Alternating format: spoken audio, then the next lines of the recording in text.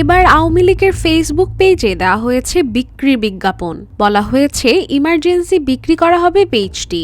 এটি নিয়ে মুহূর্তের মধ্যেই তোলপাড় শুরু হয় নেটিজেনদের মধ্যে। প্রশ্ন উঠে সবশেষ অস্তিত্ব ধরে রাখা এবং নিজেদের অবস্থান জানান দেওয়া সেই ফেসবুক পেজ কি বিক্রি করে দিচ্ছে আওয়ামী লীগ? পালিয়ে থাকা দলটি নেতাকর্মীদের মধ্যে এমন কি ঘটল যে ফেসবুক পেজ বিক্রি করতে যাচ্ছে?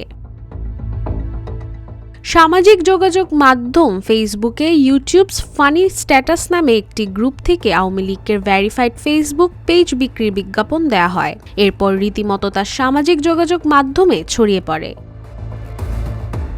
মাহবুব জমাদার নামের একটি আইডি থেকে এই বিজ্ঞাপন পোস্ট করা হয়, যেখানে বলা হয় ইমার্জেন্সি পেজটি বিক্রি করা হবে। এই সময় পোস্টের সঙ্গে পেজের একটি ছবিও যুক্ত করে দেওয়া হয়, যে পেজটিতে 3.7 মিলিয়ন ফলোয়ার দেখা যায়। ওই পোস্টে ওমর নামের এক ব্যক্তি বলেন 140 রুপি দেগা, সাইফ হোসেন নামে এক ব্যক্তি বলেন দাম কত, এছাড়া আরো অনেকেই করে বিভিন্ন রকমের মন্তব্য। তবে আওয়ামী লীগের ভেরিফাইড ফেসবুক পেজটি এখন সচ্ছল রয়েছে, নিয়মিত পোস্টও করতে দেখা গেছে পেজটিতে।